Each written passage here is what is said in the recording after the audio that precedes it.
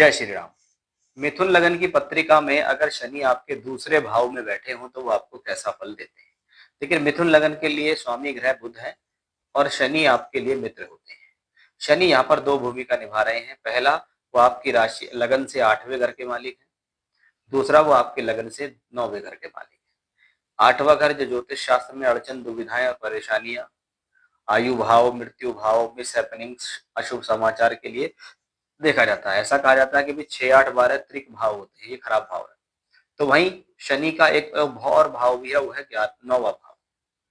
तो 9वां भाव धर्म है, पिता है, गुरु है, भाग्य है, फॉरेन ट्रेवलिंग्स है, एजुकेशन है, हायर एजुकेशन है, संतान है। 9वां घर अच्छा है, 8वां घर खराब है, यानी शनि यहाँ 50-50 रिजल्ट दे रहे हैं। अब शनि के फल डिपेंड करेंगे कि वो शनि अच्छे फल ज्यादा देगा, खराब फल ज्यादा देगा या मिक्स फल देगा, ये निर्भर करेगा भाव पर। शनि बैठ गए दूसरे भाव। अब दूसरा भाव ज्योतिष शास्त्र में समभाव है। 2, 8, 12 को समभाव कहते हैं। ये एक न्यूट्रल भाव है, लेकिन दूसरे भाव में मारक तत्व भी है। अब अगर देखा जाए तो शनि दूसरे घर में है तो आप नियम तो रखते हैं, आपके नियम भी हैं, आपका अनुशासन भी है, आप किसी चीज को समझते हैं, उसको मानते हैं, उस पर बातें करते हैं, लेकिन आप उसको कितने हद तक अप्लाई करते हैं, ये थोड़ी सी इसमें कमी है। कि ऐसी स्थिति में व्यक्ति जितना दिखाता या दर्शाता है उतना वहां उस चीज पर वर्क या अप्लाई नहीं करता, क्योंकि शनि यहाँ चंद्रमा की राशि में। ऐसा शनि स्ट्रेस दे सकता है, चिंतन दे सकता है। अगर चंद्रमा खराब हुआ आपके पत्रिका में या पाप प्रभाव में हुआ, अच्छे भाव में नहीं हुआ, पक्ष बल नहीं मिला, तो शनि की दशा में स्ट्रेस भी होगा। और धन का स्वामी है, इसलिए धन का लॉस भी शनि दे सकते हैं।